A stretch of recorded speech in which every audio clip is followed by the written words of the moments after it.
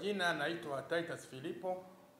Kwa sasa ni mhariri mkuu wa CJFM Radio ya Tabora. Marehemu Charles Hilary nilimfahamu kwa mara ya kwanza mwaka 1980 alipojiunga na Radio Tanzania Dar es Salaam RTD akiwa kama mtangazaji. Tumefanya naye kazi kuanzia kipindi hicho mpaka mwaka 1994 alipoondoka RTD na kwenda kujiunga na kituo cha television cha ITV. Lakini pamoja na kwamba alienda huko, tuliendelea kushirikiana naye, kuwasiliana naye. Alikuwa ni mtu mcheshi, anayependa utani, ukikaa naye wakati wote yeye ni mtu wa kufurahi. Alikuwa hana makuu, hana majungu, kwa mtu mwenye upendo sana na wafanyakazi wenzake na majirani zake. Hata huko walipokuwa kiishi eneo la Sinza Dar es Salaam, majirani zake alikuwa akiishi nao vizuri.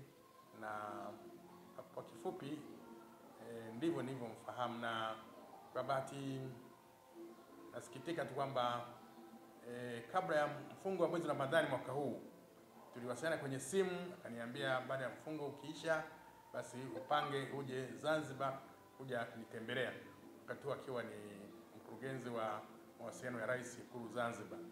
Lakini bahati mbaya ndio kifo kimetokea. Basi mapenzi ya Mwenyezi Mungu, sisi binadamu hatuwezi kuyazuia. Tasnia ya habari alikuwa ni mwalimu wa vijana wanahabari wachanga, amewafundisha wengi kuanzia ukiwa RTD, kuna hata amewapokea pale amewafundisha, wengine amefundisha kutangaza mpira, kwa sababu ni mtangazaji maarufu wa mpira. Kuna watangazaji wa Radio Tanzania wengine walikuja kujiunga baada yake, akawa anafundisha kutangaza mpira. Alipoenda Radio 1 kule kana vijana akafundisha, hata wakati yuko kituo cha Azam na vijana wako kule waandishi wa habari na watangazaji ni wanafunzi wake, kwa maana kama amewafundisha, amewapa ujuzi na uzoefu.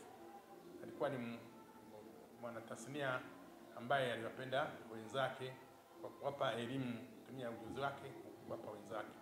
Hakuwa mchoyo wa elimu.